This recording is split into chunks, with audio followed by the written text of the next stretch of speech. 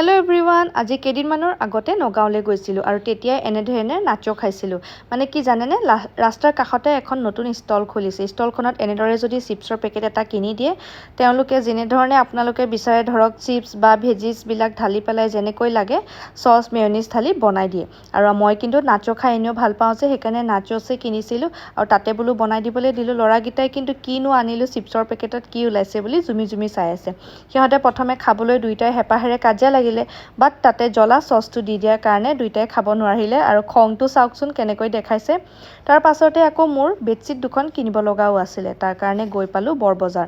বৰবজাৰতে ঢেৰ দোকান থকাৰ কাৰণে এখনত পচন্দ নহ'লে ইখনত কিনিম বুলি তাতে এখনত পচন্দ হ'ল আৰু কিনি ল'লোঁ বেড কভাৰ দুখন। আৰু তাৰ পাছতে RD ওচৰততো কিমান খোৱা বস্তুৰ দোকান থাকে নগাঁওবাসীয়েতো জানেই চাগে।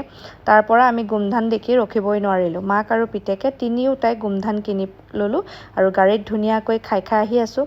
এতিয়া আকৌ আমি কামপুৰলৈ বুলি উভতি আহিছোঁ। আৰু ৰাস্তাটো চাবচোন দেই, মানে কামপুৰৰ গোটেই ৰাস্তাটো যে বনাই আছে, ইমান যে ধূলি হৈছে নহয়, কি ক'ব। ধূলিটো ধূলি, তাতেতো বহুত বেয়াও। আৰু আমাৰ গোমধানো খাই ইমানলৈ শেষ হৈছে। আৰু গাড়ীৰ ভিতৰতে ল'ৰা দুটাৰ কাজিয়া, মানে ককায়েক ভায়েকৰ কাজিয়া কেতিয়াও শেষ নহয়। সন্ধিয়া সময়ত আকৌ ভাবিলোঁ যে খুৰাহঁতৰ ঘৰৰ পৰা আহোঁ। আৰু এই চাওকচোন বেৰত কৰা ইমান ধুনীয়া ডিজাইনটো, মানে আৰ্টটো বৰ ভাল লাগিছে নহয়নে। এয়া যে এই ধুনীয়া ছোৱালীজনীয়ে কৰিছে জানেনে, ইমান যে টেলেণ্টেড নহয়, কি ক'ব। মই যে চায়ে একদম মানে আচৰিত হ'লোঁ।